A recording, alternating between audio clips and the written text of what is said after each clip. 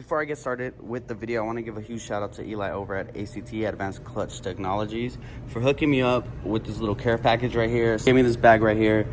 I'll show you guys that in a bit. He gave me a shirt, a hat, keychain, which I'm already rocking. I was so excited, man, I can't tell you.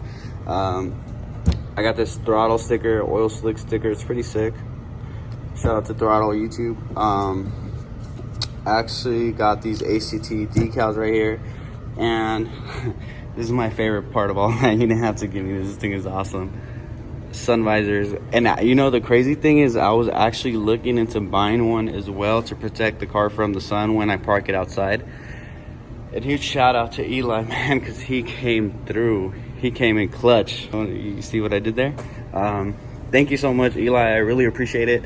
He also gave me this ACT sticker right here. I ended up putting one in the top, and I didn't really like how it came out, so sorry, I had to take it off, but it looks much better down there.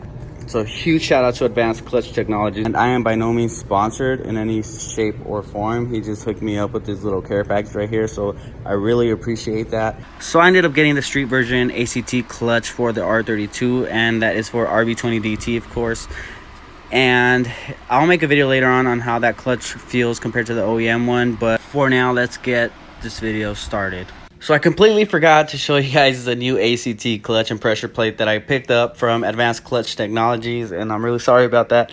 But I got the street version disc, and the reason I didn't do it is because I was just busy that day, and I had to take the car to go get it installed that same day, so I was just like running around like crazy. But here is the old clutch here, the old pressure plate. I ended up getting a pilot bearing and the throwout bearing. I got one from Z1 Motorsports and the other one from Terra Firma. I'll try to throw down the links down below if I don't forget, but yeah, I ended up switching it up, and I gotta do a video on how the new clutch rides compared to the OEM one, and I will get that out pretty soon, as well as a video on how the coilovers are doing so far and how they're riding.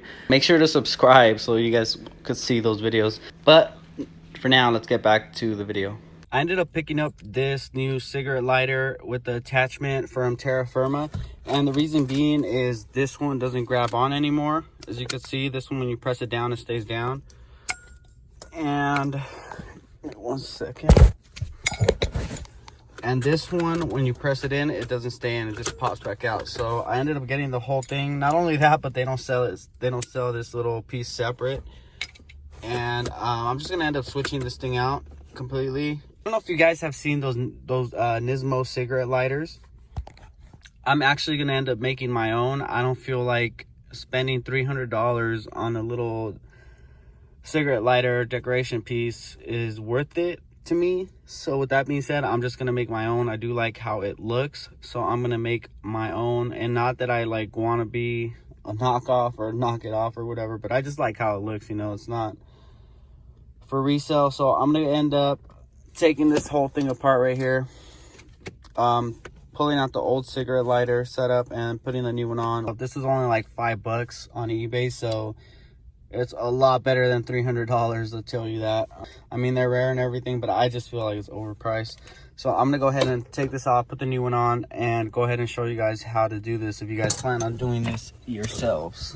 So here we have a battery kill switch from eBay. Here is the cigarette lighter. So this is essentially going to go flat, and of course it doesn't fit, so we have to grind down that center tube with a Dremel. We're going to go ahead and do that, make it completely flat, so that way it goes over and we can essentially glue it to the cigarette lighter.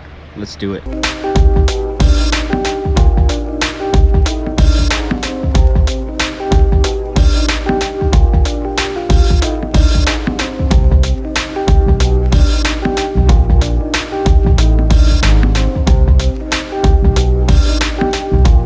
Grinded the center down, and this is what it's essentially supposed to look like. Obviously I need to go back and trim it a little bit better, make it a little bit nicer. So here we have the JB Weld plastic bonder, and this thing works amazing because I'm speaking from the future, so I know.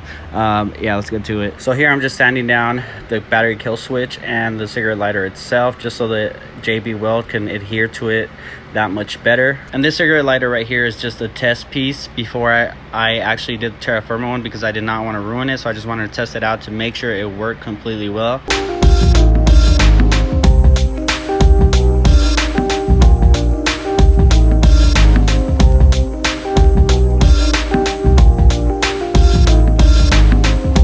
So what I like to do is leave the piece I mix it with out and make sure it is dry. That will tell me my piece and the glue inside the piece is completely dry. Yo, tell me this thing does not look sick, man. This thing is finally complete and it looks like the glue really stuck to it very good. Let's go ahead and test this piece out and see how it looks. So you guys got to remember, this is the test piece that I did before the actual terra firma one, and as you can see, this one wiggles around because it's not stuck on there very well. And good thing I did a test piece, because this one has to be trimmed down the middle or a little bit higher, just so the cigarette lighter could actually be pushed in and actually work while still looking good at the same time. As you guys could see, the bottom piece is way too thick. I'm gonna have to trim that down.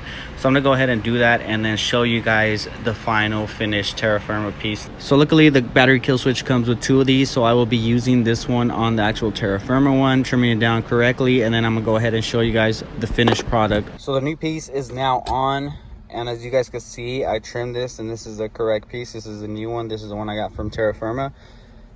And as you guys can see, it goes all the way down and it doesn't hit, so that is perfect. And it actually works.